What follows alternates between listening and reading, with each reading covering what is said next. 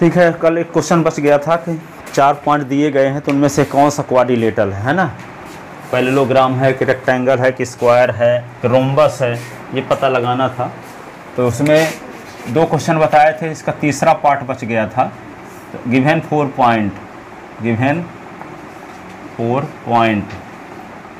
एक पॉइंट का नाम क्या है ए, जिसका कोऑर्डिनेट दिया है यहाँ 4,5, बी का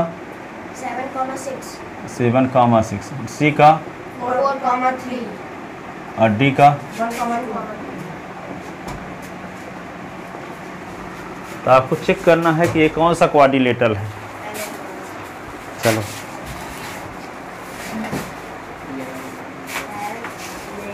तो ये कौन सा क्वाड्रिलेटरल है, तो आपको बताए थे 4 प्रकार के क्वाड्रिलेटरल। अपोजिट साइड इक्वल हो और डायगोनल इक्वल न हो तो पैरेललोग्राम, अपोजिट साइड इक्वल हो, दोनों डायगोनल इक्वल हो तो इस रेक्टेंगल, चारों साइड इक्वल हो, दोनों डायगोनल इक्वल न हो तो रोम्बस, और चारों साइड इक्वल हो, दोनों डायगोनल इक्वल हो तो स्क्वायर। 4 टाइप के क्वाड्रिलेटरल बताए थे। 2 क्वेश्चन भी हो चुके थे। अब तीसरा पार्ट देखो, यहाँ देखते हैं कि किस टाइप का ये क्वाड्रिलेटरल है, ABCD, रोम्बस है कि रेक्टेंगल है कि स्क्वायर है कि पैरेललोग्राम है, ये देखते हैं। सबसे पहले चारों साइड की लेंथ निकालना पड़ेगा, दोनों डायगोनल निकालना पड़ेगा। तो निकालते हैं। यहाँ पे सामान्य डायग्राम बना लेते हैं। यहाँ पे ABCD D। तो देखो पहले AB निकालते हैं, तो डिस्टेंस फार्मूला का यूज करोगे तो AB, तो ये x1/1 कहलाएगा, ये x2/2, तो 7 - 4 का स्क्वायर, फिर 6 - 5 का स्क्वायर। AB = 7 से 4 निकालेगा तो 3 का स्क्वायर, 1 का स्क्वायर। AB = 9 और +1, AB = √10। AB के बाद BC निकाल लो, BC तो ये S1/1 या S2/2, 4 - 7 का स्क्वायर और 3 - 6 का square.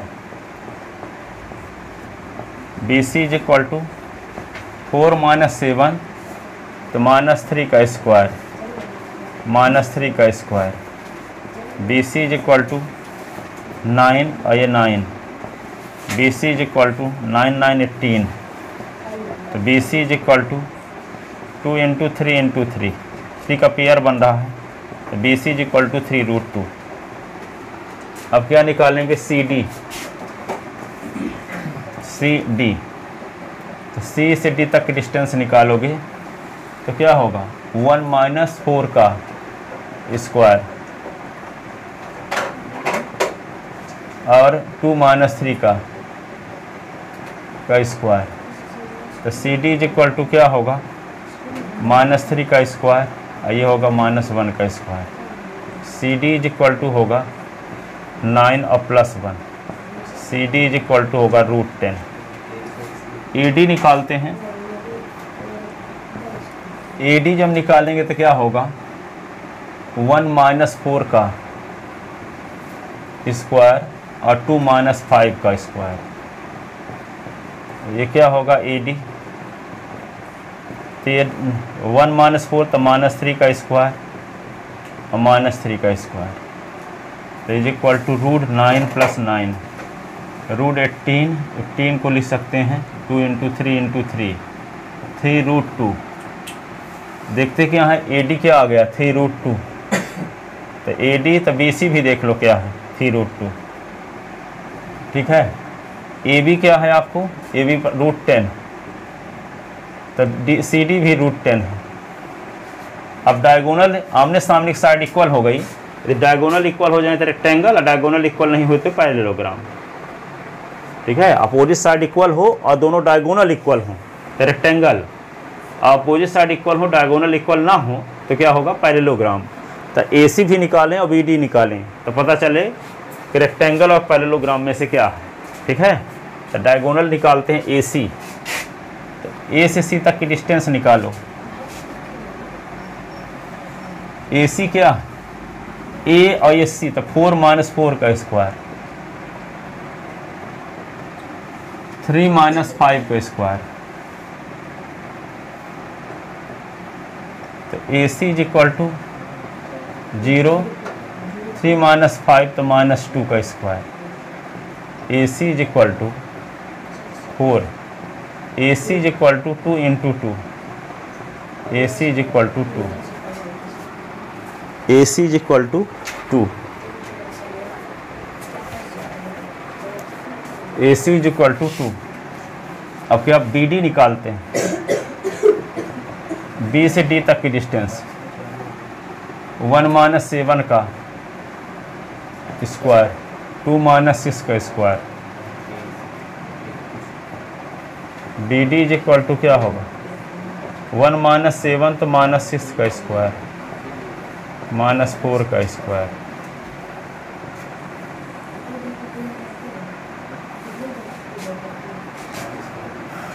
B D is equal to क्या आएगा, 36,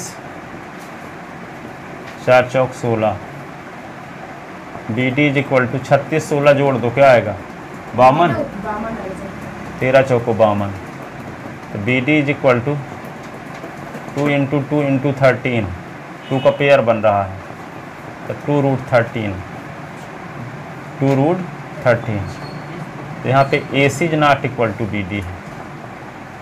अपोजिट साइड इक्वल हैं लेकिन दोनों डायगोनल इक्वल नहीं है, तो क्या लिखना पड़ेगा, since A B is equal to D C, A B is equal to D C, A D is equal to B C और A C is not equal to B D, so point A B C D are vertex of a parallelogram. लिखे क्या, लिख नहीं रहे sir हाथ में डाल दीजिए इसकी वजह। क्या, हाथ में डाल दीजिए सर। क्यों, साइकिल गिर गया। कहाँ से, स्कूटी से, नो सर साइकिल गया था स्कूल के सामने टूटा। हाँ गिर गया। तो लिखोगे कैसे आप, सर हम उसको बोला नहीं लिखो। तो वो लिख रहा है, लिखवाओ होगा, A B is equal to D C, A D is equal to B C, A C is not equal to B C, so given point A B C D are vertex of parallelogram. कुत्ता आ गया तो आप गिर गए, है ना, इतना रफ्तार जाते रहे होगे, ऐसे रफ्तार में चलो कि आप कोई सामने आ जाए तो तुरंत गाड़ी साइकिल खड़ा किया जा सके, ऐसे नहीं कि अब एक एक ब्रेक मारो तो उल्टा हो जाओ। उससे फ़ायदा क्या है, इसको आप समझते नहीं हो, हैं 84 लाख जीव बन के आए हो मनुष्य बनने का, यहाँ गाड़ी के नीचे दब के मर जाओ, ये क्या है? इसीलिए अब बकरा बने रहे होगे तो लगा रहा होगा कोई काट के डाल दे खा लेगा, रहे होगे इसके पहले ना, फिर भैंस कोई भी कुछ भी बने रहे होगे, मच्छर बने कोई मार दिए तो मर गए, ठीक है, सांप बने रहे होगे, बिच्छू बने रहे होगे, ये सब बने, अब सब कुछ झेलने के बाद मनुष्य बने हो, अब खूब बाइक दिखाने के चक्कर में, हीरो बनने के चक्कर में किसी के ट्रक के नीचे दब के चले गए, फिर से वही बनोगे, फिर बकरा, ये नहीं है कि आप दूसरा फिर से मनुष्य बनोगे, हैं? तो इसीलिए बने थे, ये सब काम किए थे, ये संभलने का मौका दिया गया था कि आप आगे आपके हाथ में है कि फिर से मनुष्य बन सकते हो, पर वो जो काम करना जरूरी है वो सब भूला है आदमी, उसके लिए हैं पढ़ाई लिखाई सब करते रहो, सब दुनिया के सब काम करो, पर जिससे मुक्ति मिलने वाली हो करबे न करो। वो विष्णु भगवान की माया उसको गुमराह करती, ताकि तुम वो वही बनो जाके फिर से, अब फिर कब नंबर लगेगा आपको यहाँ पहुँचने के लिए, अब फिर से खूब साइकिल तेज चलाना, गाड़ी चलाना, ट्रक के नीचे दब के चले जाना, फिर से लोग लफंगे लोग जब चलते हैं अज्ञानते बसना है, क्या ये जानते थोड़ी हैं, वो ऊपर वाली कृपा से जानोगे भी नहीं ये सब चीज़, हकीकत सब भूला रहेगा। अब भाग्यशाली हो कि यहाँ आए हो तो मैं बता भी रहा हूँ, बहुत लोग तो आएंगे ही नहीं, कोई बताएगा भी नहीं, चले जाएंगे दुनिया से, कुछ एक्स्ट्रा कीमत चुकाए रहोगे तभी आ रहे हो, मैं बता भी रहा हूँ आपको, अब और एक्स्ट्रा चुकाए हो तो करना भी शुरू कर दोगे, करना क्या है, ठीक है, 6 मिनट कर सकते हो, अधिक से अधिक 24 मिनट कर सकते हो, पर 6 मिनट से शुरुआत करो। जो इष्ट भगवान हो उनका जाप करो, ध्यान करो, ठीक है। पूजा पाठ तो करते नहीं होगे, जितने साल के उतने मिनट करना चाहिए। कितने साल के हो गए? 15 तो 15 मिनट, 20 साल के तो 20 मिनट, ठीक है। जितने साल के हो उतने मिनट करो पूजा पाठ और 6 मिनट जाप, कम से कम 6 मिनट जाप। जो ओम नमः शिवाय, जो जो जो जो इष्ट भगवान जो हो, राधे कृष्ण जय सिया राम, जो आपकी इच्छा हो, अब ये करोगे तो क्या लोग हंसेंगे हैं? घर में शुरू कर दो सुबह सुबह ओम नमः शिवाय, ओम नमः शिवाय, घर वाले क्या बोलेंगे? पहले दिन से सोच सकते हैं कि ये क्या कर रहा है, पर यही काम 1 साल तक करोगे तो क्या बोलेंगे? 1 साल बाद कुछ कहीं उसका नियम है ऐसे। पर उससे क्या होने वाला है? उससे ये होगा कि बकरा नहीं बनोगे, उससे ये होगा कि आप नाली का कीड़ा नहीं बनोगे, आपको खाने की चिंता नहीं है। कुत्ते को है ना चिंता है? कुत्ता किताब पढ़ सकता है, भैंस पढ़ सकती है। अब इतने धार्मिक ग्रंथ बने हैं, विष्णु पुराण, शिव पुराण, महापुराण, कुत्ता पढ़ेगा क्या? आप पढ़ोगे कब आप? ठीक है। 60 वीडियो देखने का टाइम है, वो किताब 5 मिनट नहीं पढ़ सकते। 5 मिनट भी पढ़ो तो साल भर में किताब विष्णु पुराण खत्म हो जाएगा कि नहीं? पर पढ़ने के लिए कहोगे टाइम है कहाँ? 60 वीडियो देख रहे हो मोबाइल में, तो वीडियो तो भैंस भी देख लेगी, पर किताब पढ़ सकती हैं क्या? यदि आप पढ़ सकती नहीं है तो आप भी नहीं पढ़ोगे तो किस लेवल के हुए? जानवर। ठीक है। इन सब चीज़ों को ध्यान में रखो। ये सब इसलिए बताया कि जैसे गिर उड़ जाते हो तो आप सावधानी बरतना चाहिए। वैसे कुछ होता है ऐसे भी कि आप सावधानी बरते हो तब भी हो जाता है, परंतु अपने सावधानी बरतना चाहिए। लोगों को देख करके ये नहीं कि आप स्टाइल मारते हुए जाओ। साइकिल में भी बहुत लोग उठाते हैं, चक्का देखते नहीं, वो पलट जाते हैं, उससे मिलेगा क्या? कोई घटना घटने का चांस है कि नहीं है? जब ऐसा करोगे तो हो सकता है उल्टा गिर जाओ तो आपको कहीं चोट लग जाए, तो उससे फायदा क्या होने वाला है बताओ? क्या मिलने वाला? क्या परमवीर चक्र मिल जाएगा ऐसा करने से? पर तब भी करते हैं लोग।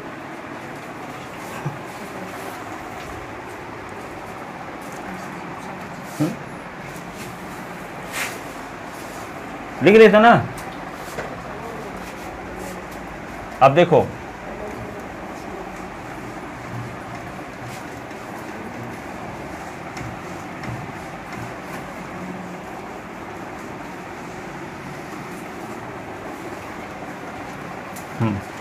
अब आता है section formula. Section formula, section formula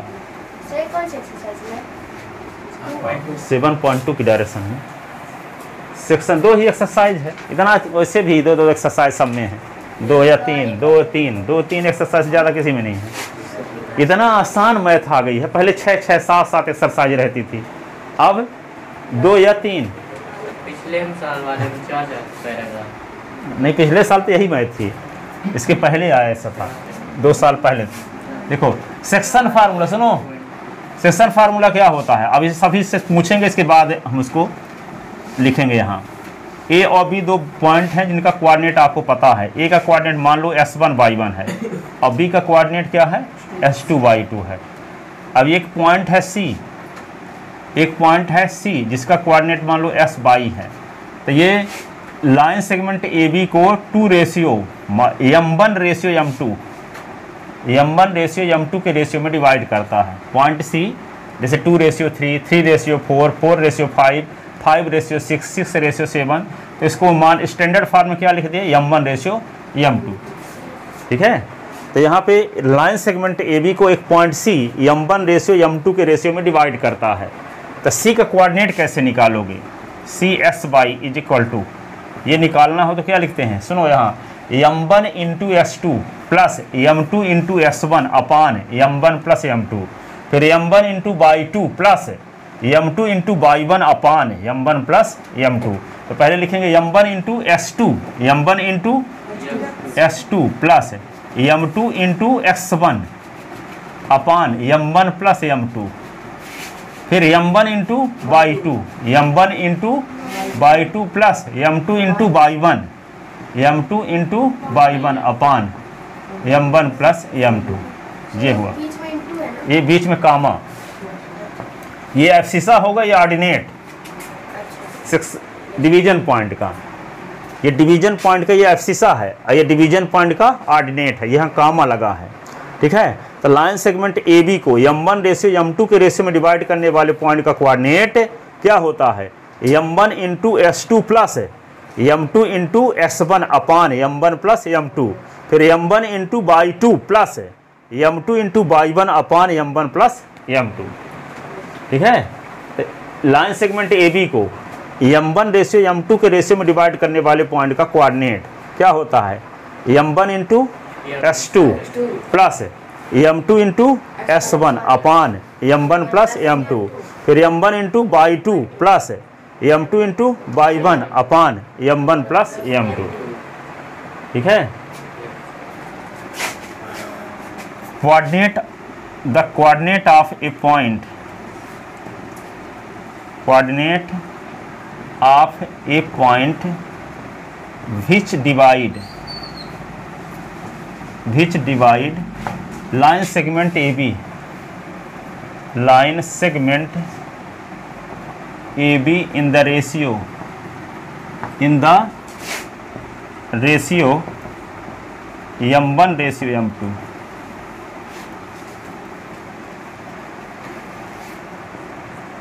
is C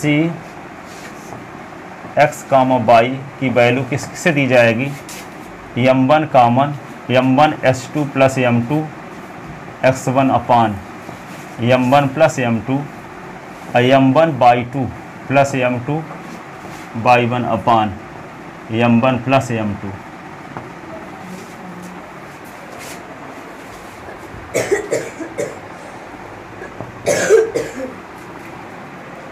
ये सेक्शन फार्मूला,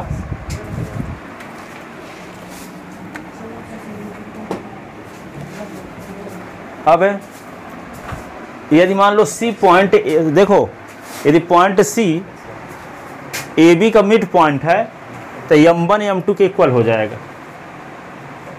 यदि सी लाइन सेगमेंट ए बी का मिड पॉइंट है तो जो ए से सी तक की डिस्टेंस होगी वही सी से बी तक की भी डिस्टेंस होगी कि नहीं, तो m1 इज इक्वल टू क्या हो जाएगा, m2। तो यहाँ दूसरे पॉइंट में लिखते हैं, if point C is midpoint of line segment AB, then m1 is equal to m2, m1 is equal to m2, then formula first become, ये फार्मूला फर्स्ट है, देन फार्मूला फर्स्ट बिकम क्या हो जाएगा, C x comma by is equal to, यहाँ क्या लिखेंगे, m1 s2 m2 के स्थान पे भी m1 x1 upon m1 plus m1, m2 के स्थान पे m1 लिख देंगे, फिर क्या लिख देंगे, m1 by 2 plus m1 by 1 upon m1 plus m1, ऐसे। अब देखो तो C x Y is equal to क्या हो गया, m1 कॉमन ले लो ऊपर से, तो m1 कॉमन ले लिए तो s2 plus x1 upon m1 2 m1, m1 common ले लिए तो by 2 plus by 1, m1 2 m1, m1 cut गया, यहाँ से m1 कट गया, तो c का कोऑर्डिनेट क्या आ गया, ये आ गया s2 प्लस x1 अपान 2 और बाई 2 प्लस बाई 1 अपान 2। तो ये मिड पॉइंट का कोऑर्डिनेट निकालने का फार्मूला हो गया, s2 प्लस s1 अपान 2 और बाई 2 प्लस बाई 1 अपान 2। इसको हम ऐसे भी लिख सकते हैं, s1 प्लस s2 अपान 2, इसी को ये भी लिख सकते हैं, C x comma by is equal to क्या लिख सकते हैं, क्रम से भी लिख सकते हैं क्या, s1 प्लस s2 अपान 2 और y 1 plus y 2 upon 2। Line segment A B को मिलाने वाली, ए और बी को मिलाने वाली लाइन सेगमेंट का मिड पॉइंट निकालना हो तो फार्मूला क्या है, 1 plus s2 upon 2 comma y one plus y two upon two. Section formula क्या है? M1S2 लाइन सेगमेंट AB को एक पॉइंट C यदि M1 रेशियो M2 के रेशियो में डिवाइड करता है तो C का कोऑर्डिनेट निकालने क्या फार्मूला अभी बताए हैं? M1 into S2 plus M2 into S1 अपान M1 प्लस M2, फिर कामा, फिर M1 into by two plus M2 into by one upon M1 plus M2। बताओ सेक्शन फार्मूला क्या है? लाइन सेगमेंट AB को M1 रेशियो M2 के ratio में divide करने वाले पॉइंट का कोऑर्डिनेट कैसे लिखोगे? Sir M1 into M1 into x2 plus M2 into x1 upon M1 plus M2 फिर कॉमा में M1 into y2 plus M2 into y1 अपान M1 प्लस M2। बिल्कुल सही। आप बोलो कैसे लिखोगे फार्मूला? ब्रैकेट में M1 हाँ into x2 plus M2 into x1 upon M1 plus M2। हाँ, यहाँ देख कर बोला करो M1 into by two plus M2 into by one upon M1 plus M2। ऐसे डायग्राम बना लोगे तो फार्मूला लिख लोगे डायरेक्ट, ठीक है। फिर दूसरा क्या है? M1 into by two plus M2 into by one upon M1 plus M2। हाँ बोलो। प्लस इंटू अपान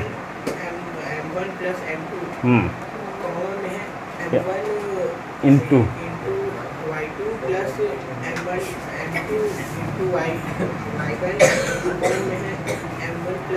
बिल्कुल सही। अब बोलो अनुज, इसको देख के बोला करो।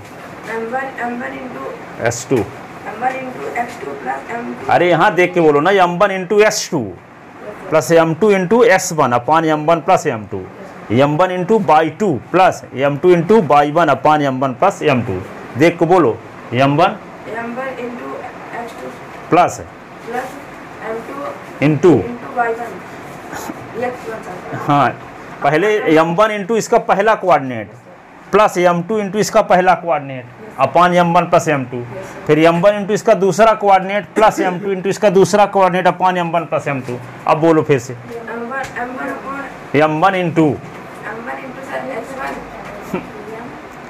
M1 into S2 M1 into S2 plus M2 into X1। पहला ना एक हल इसका लेना है। यहाँ पे M1 इधर लिए तो M1 इंटू S1 थोड़ी यहाँ कर रहे हैं, M1 इंटू S2 ना बोल रहे हैं। M1 into S2 plus M2 into S1 अपान M1 प्लस M2। फिर से बोलो M1 into x2 plus M2 into x1 upon M1 plus M2, फिर कामा M2 M1 इंटू, फिर से कामा, कामा के बाद M1 into by two into M2 into y1 upon M1 plus M2, है ना। M1 into S2 plus M2 into S1 upon M1 plus M2, M1 into by two plus M2 into by one upon M1 plus M2। ठीक है, आप बोलो M1 into M1 into x2 plus M2 into M2 into x1 अपान upon M1 plus M2, फिर M1 into M1 into y2 plus M2 into into y1 अपान upon M1 plus M2। यहाँ ये है section formula. आप बोलो M1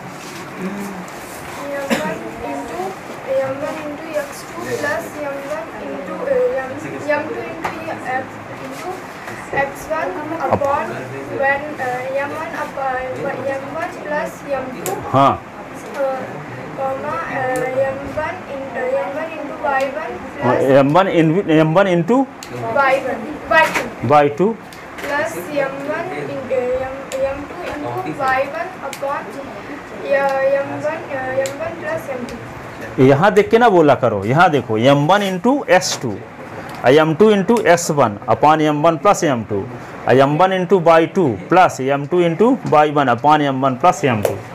इसकी मदद से जब आप बोलोगे तो आपको ये फार्मूला याद हो जाएगा, भूल भी गया तो आप याद लिख लोगे।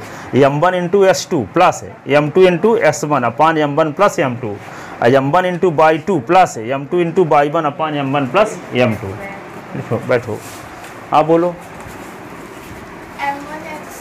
m1 into x2 plus m2 into x1 upon m1 plus m2 comma m1 y2 plus m2 y1 upon m1 plus m2। ठीक है, तो देखो m1 इंटू, वैसे भी है ये 1 वाला है तो ये 2 वाला है, ये 2 वाला है तो 1 वाला है, वैसे भी अल्टरनेट है ना।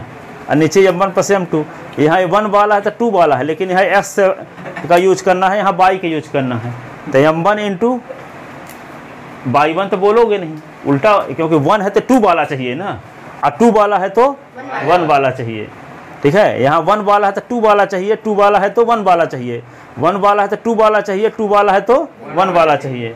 यहाँ x है और यहाँ पे y, तो m1 S2 plus m2 S1 अपान m1 plus m2, m1 y2 plus m2 y1 अपान m1 plus m2।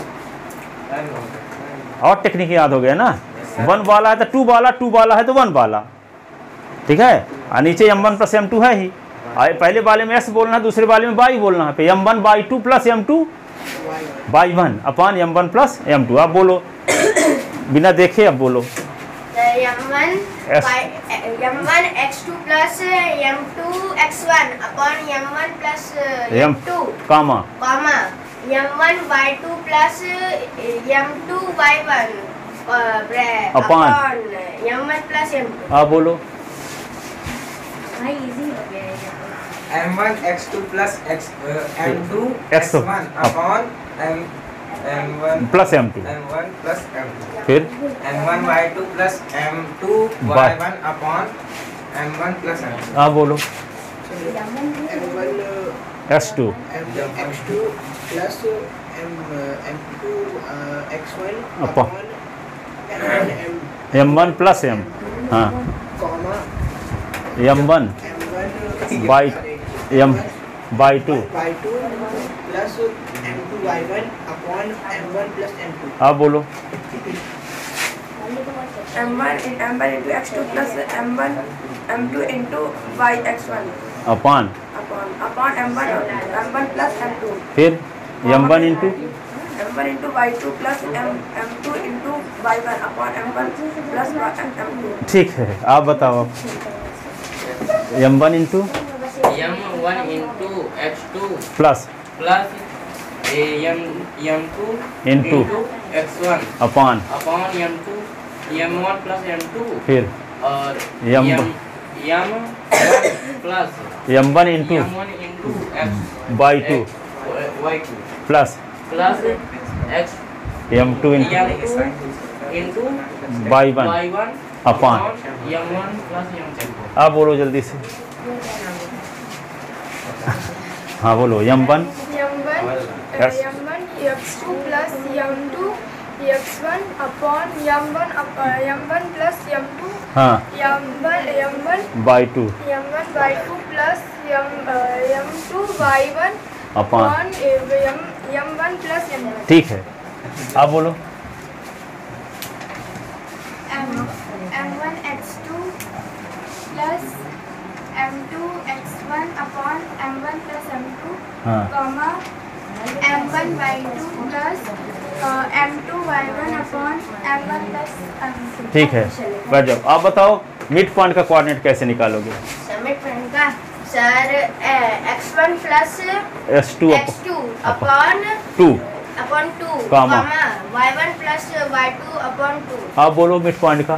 x1 plus x2 upon 2 y1 plus y1 y2 upon 2। ठीक है, आप बोलो। x1 plus y1 upon 2 x1 plus s2 upon 2 y1 plus y2 upon 2। आप बोलो। x1 plus x2 x1 plus x2 हाँ। upon 2 y1 plus y2 upon 2। आप बोलो। x1 plus x1 plus x2 sir, हाँ और अपॉन 2 upon 2 हाँ कामा y1 plus y2 upon 2। आप बोलो। x1 plus x2 upon 2 कामा comma y1 plus y2 upon 2, ठीक है, ये मिड पॉइंट का कोऑर्डिनेट है। x1 plus x2 upon 2 y1 plus y2 फिर ठीक है, तो आपको सेक्शन फार्मूला पता चल गया है ना, और मिड पॉइंट का कोऑर्डिनेट। अब एक पॉइंट ऐसा है कि जो एक्सटर्नली डिवाइड करता है point line segment A B को, तो तीसरा और लिखते हैं the coordinate of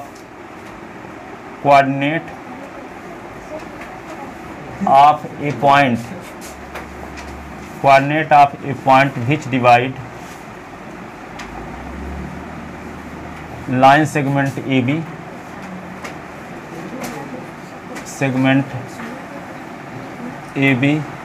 in the ratio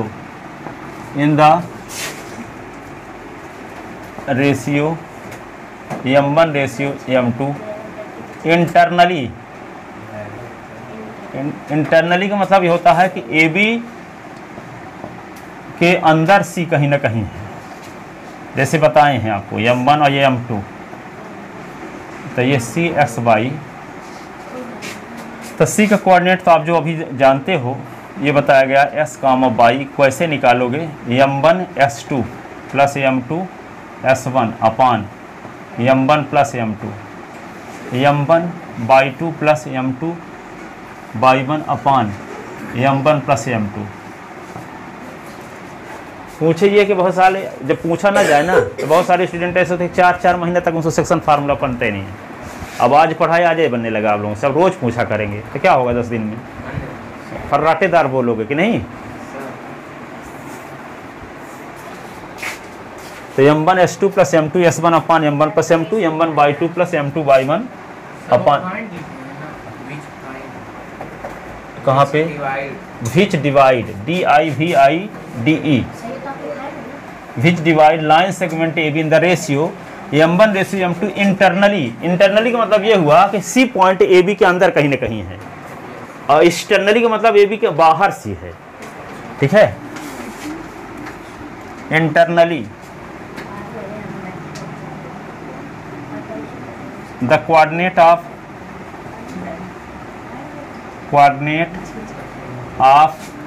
A point C S Y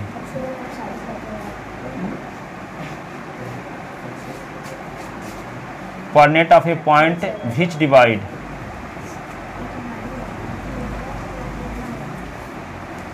line segment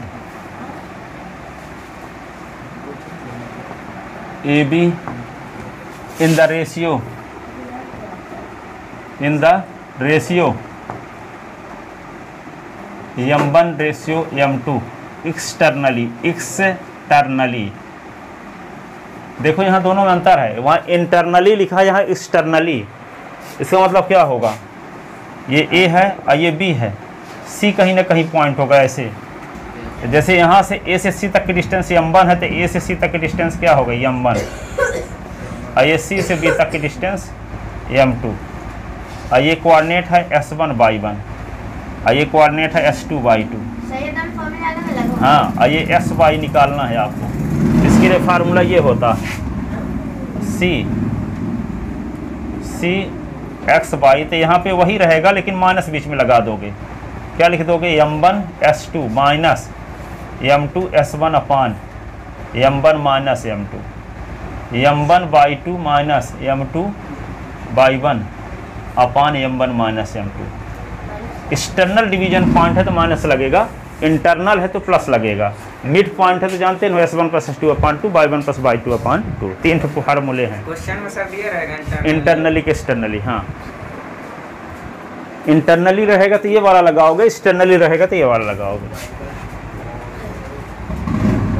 externally का मतलब समझ गए ना कि ए बी के बाहर सी है, इंटरनली का मतलब ए बी के अंदर सी है।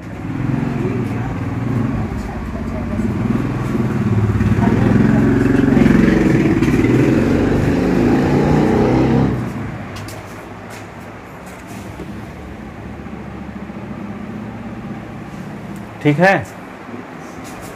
अब एक क्वेश्चन लेते हैं।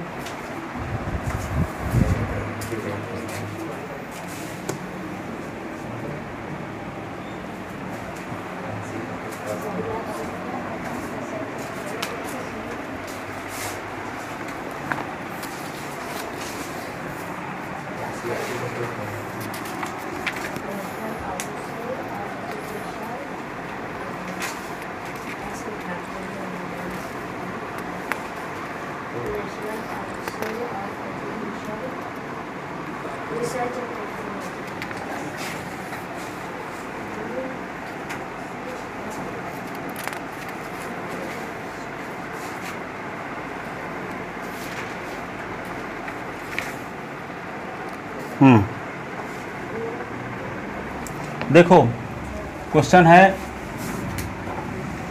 पहला 7.2 का question number first, find the coordinate of a point, find the coordinate of a point, find the coordinate of a point which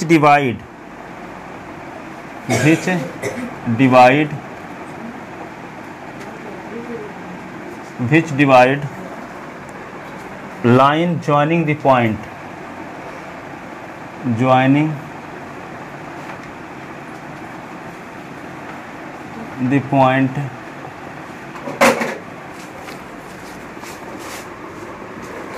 -1 7 and 4 -3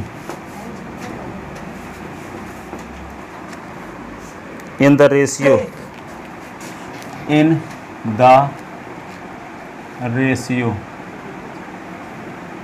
2:3।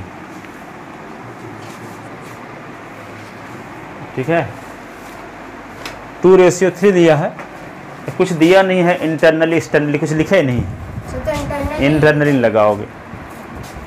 कुछ पॉइंट दिया, कुछ दिया नहीं है इंटरनली एक्सटर्नली, तो क्या लगाओगे इंटरनली। एक्सटर्नली होता तो यहाँ -2:3 लिखा होता, मतलब नेगेटिव साइन लगेगा।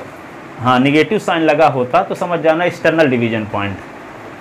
नहीं लगा तो क्या मानोगे, जब दोनों पॉजिटिव वैल्यू दी गई है 2 और 3 तो क्या है इंटरनल। और यदि मान लो 2 और 3 लिखा है और एक्सटर्नली लिख दिया तब भी समझ जाना। मान लो कुछ लिखा भी नहीं है तो -2 लिख दिया यहाँ, तब भी समझ जाओगे एक्सटर्नल डिवीजन है। मतलब रेशियो में नेगेटिव साइन लगेगा उनमें, जैसे हाँ यहाँ पे रेशियो में दो में से किसी एक में माइनस लगा, समझ जाओ एक्सटर्नल में। इंटरनल कब माना जाएगा, जब ये दोनों पॉजिटिव हो, या कि 2 और 3 लिखा है और 2 3 लिखा होता वहाँ भी और बाद में शब्द में लिख दिया होता है एक्सटर्नल डिवीजन, तो माइनस वाला लगाते। ठीक है, अब यहाँ पे देखो कुछ लिखा नहीं है, या कि आप ऐसे समझ सकते कुछ लिखा नहीं था, जहाँ समझ जाओ क्या इंटरनल, और बशर्ते दोनों रेशियो पॉजिटिव में होने चाहिए 2 और 3। ठीक है, अब देखो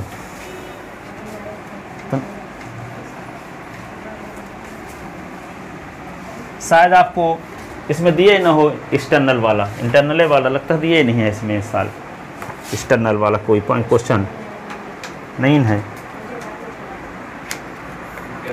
इसका मतलब एक्सटर्नल वाला ट्राई सेक्शन है ही नहीं, इंटरनल भर पढ़ना है आपको, 11वीं में फिर पढ़ना एक्सटर्नल। ठीक है, तो रेशियो का मतलब क्या समझोगे यहाँ, इंटरनली डिवीजन से समझोगे, एक्सटर्नली से मतलब नहीं है। अब देखो तो गिवन 2 पॉइंट, एक है ए जिसका कोऑर्डिनेट S1 Y1 के स्थान पे क्या दिया है -1, 7, और दूसरा बी जिसका कोऑर्डिनेट S2 Y2 के स्थान पे क्या दिया है 4, -3। ठीक है, एंड अब ये लाइन है सेगमेंट AB, अब इसका कोऑर्डिनेट है आपको -1, 7, और ये क्या है 4, -3। मान लेते हैं कि पॉइंट C है, पॉइंट C ऐसा पॉइंट है कि जो लाइन सेगमेंट AB को 2:3 के रेशियो में डिवाइड करता है। तो M1 का काम 2 कर रहा है, M2 का काम 3, यानी M1 = क्या आ गया 2, और M2 = क्या आ गया 3। ये क्या हो गया X1 Y1 के स्थान पे आ गया है, ये S2 Y2।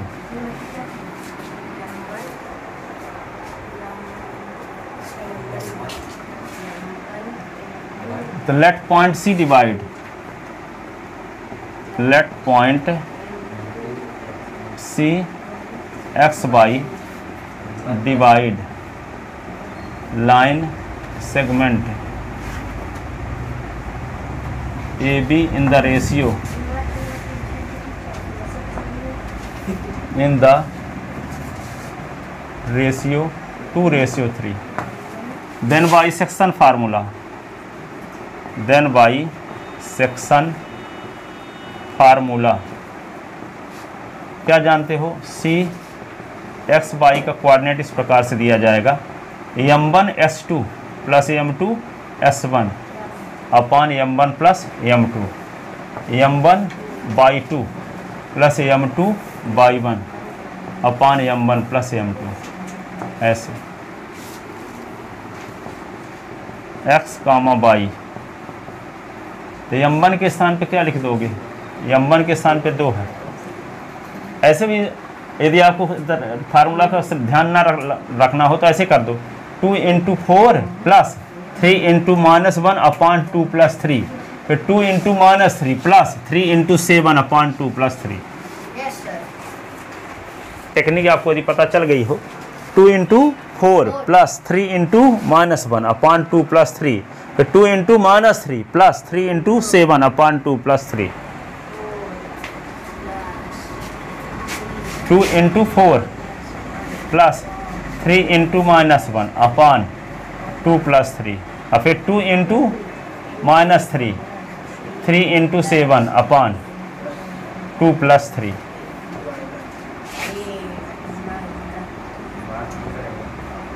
8 -3 अपॉन 5 -6 7 3 21 बटे 5, तो सी एक्स वाई 8 से 3 निकल गया तो 5 बटे 5, 21 से 6 निकला 15 बटे 5, 5 त्याई 15 और 1, तो C x Y is equal to क्या आ गया? 1, 5। Hence coordinate of division point 7,3. हाँ 5 3 जा, hence coordinate of division point, hence coordinate of division point C 1, 3। तो सेक्शन फार्मूले की मदद से डिवीजन पॉइंट का कोऑर्डिनेट आ गया, डिवीजन पॉइंट का कोऑर्डिनेट आ गया।